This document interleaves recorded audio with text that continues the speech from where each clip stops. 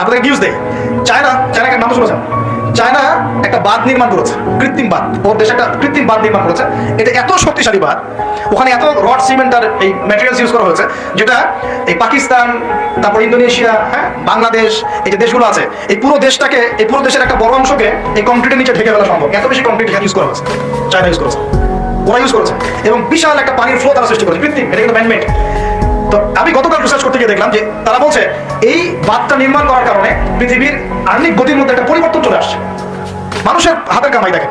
আর এখানে কিন্তু দাজ্জালের হাদিস এটাও বলা হচ্ছে যে পৃথিবীর প্রথম দিনটা, দাজ্জালের প্রথম দিনটা হবে 1 বছরের সমান লম্বা। কে জানে, হয়তোবা এমন কিছু হবে মহাবিশ্বে যে পৃথিবীর আর্নিক গতিটার মধ্যে কোনো পরিবর্তন হবে, ঘূর্ণনে কোনো পরিবর্তন দেখা দিবে, হয়তোবা, আল্লাহ ভালো জানে। তো আমি বিশ্বাস করি এটা হবে, কিন্তু আমি বলি না কারণ মানুষ বলবে যে আপনি এত স্পেসিফিক কেমন বলতে পারেন। আমার বিশ্বাস এরকম কিছু একটা হবে, মহাবিশ্বে এমন কিছু একটা হবে যাতে এই পৃথিবীর গতির মধ্যে একটা পরিবর্তন আসবে। নাহলে দাজ্জালের একদিন কেমন করে 1 বছরের সমান হতে পারে? সাহাবীরা প্রশ্ন করলেন, ইয়া রাসূলুল্লাহ, আমরা তখন নামাজ কেমন করে পড়বো? নবীজি বলেন, অনুমান করে পড়ে নিবে, তোমরা এস্টিমেট করে অনুমান করে পড়ে নিবে যে কতটুকু সময় পর পর রক্ত হচ্ছে। তার মানে সাহাবীরা নামাজে তখনও সচেতন ছিলেন।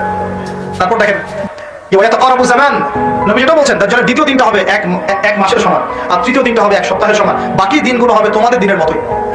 এটা হবে, বিশ্ববাসী দেখবে এগুলা। বিশ্বের সামনে ভয়ঙ্কর কিছু ঘটনা ঘটা এখনো বাকি আছে। বিশ্বটা এমন থাকবে না, এখন যা দেখছেন সব এমন থাকবে না। নবী বলছেন, জ্ঞান উঠে যাবে যখন, এটা উঠে যাচ্ছে দিন দিন। মানুষকে এখন শেখানো হচ্ছে মানুষ মানব থেকে সৃষ্টি হয়েছে, এগুলো জ্ঞান, এগুলো জ্ঞান। ইসলামের জাজল্যমান ইতিহাসগুলোকে মানুষ ভুলে যাচ্ছে, এগুলো জ্ঞান। মানুষকে শেখানো হচ্ছে সমকামিতা ভালো জিনিস, এগুলো জ্ঞান। সমকামিতা ভালো জিনিস, এটা ব্যক্তি স্বাধীনতা। শেখানো হচ্ছে মানুষকে যে পর্দা, এগুলো কুসংস্কার। পর্দা কি?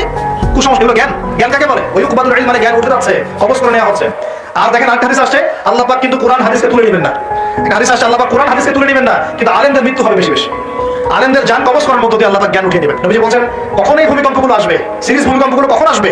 যখন জ্ঞান উঠে যাবে এবং জালজালা বাড়বে, ইয়াতাকারাবু জামান, জামানা কাছাকাছি চলে আসবে। আরো বলছেন নবীজি যে তোমাদের মাল সম্পদ বৃদ্ধি পাবে, ফায়াফিদু, এবং মাল সম্পদ উপচে পড়বে তোমাদের। দিন দেখছেন না যে যার স্যান্ডেল কেনার টাকা ছিল না, সে এখন উঁচু উঁচু বিল্ডিং তৈরি করতেছে, দেখেন না? এটাই তো নবী সাল্লাল্লাহু আলাইহি ওয়াসাল্লাম হাদিস জিবরিলে কি বলেছেন? ওয়ানজারাল হুফাতাল উরাতাল আলাতাল ইয়াশা ইয়াতাতাওয়ালুনা ফিল বুনিয়ান। নবী বলেন, কিয়ামতের অন্যতম নিদর্শন হচ্ছে সমাজের নগ্ন পদের খালি গায়ের রাখাল শ্রেণীর মানুষ উঁচু উঁচু বিল্ডিং নির্মাণের প্রতিযোগিতা করবে। এমনটা হচ্ছে না?